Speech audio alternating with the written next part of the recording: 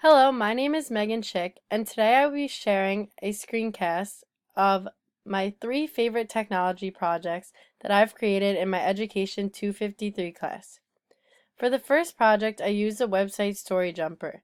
StoryJumper is a website that lets students create and publish their own illustrated stories.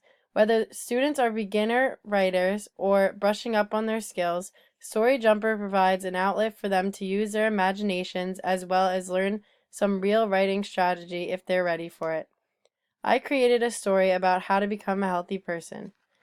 So I'm going to play it right now. How to Become a Healthy Person by Miss Schick. I would like to dedicate this book to my future students. These are the 6 steps to becoming a healthier person. The first step is to exercise every day for at least 30 minutes.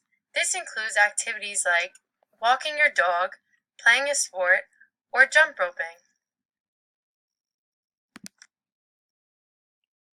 The fourth step is to reduce your intake of sugary drinks. The fifth step is to get a good night's sleep. This includes 7 to 9 hours a night. The sixth step is to make sure you eat breakfast every day. It is the most important meal of the day. It helps give you the energy to get through the school day. By following these 6 steps, you will become a healthier person inside and out.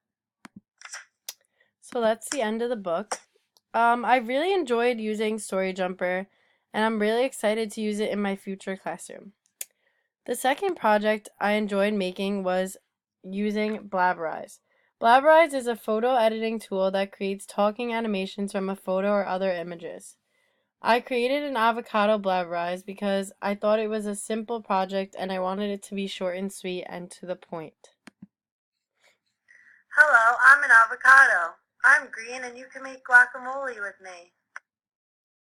I know it's kind of silly, but as a future teacher, I want to have my students be able to use Blabberize in the classroom when talking about important people or important things they learn in class. The last project I enjoyed making was a quiz using Google Forms. And Google Forms is a tool that allows collecting information from users or your students via a personalized survey or quiz. I really enjoyed making this quiz personally because I enjoy making up word problems, different equations, and I feel like nowadays every classroom is incorporating Chromebooks in the class, and Google is has to do with Chromebooks, so I feel like Google Forms is a great useful tool that we could use as future teachers. Overall, I really enjoyed taking this class and I can't wait to incorporate the websites, the technology tools, and everything I've learned about in Education 253 in my future classroom.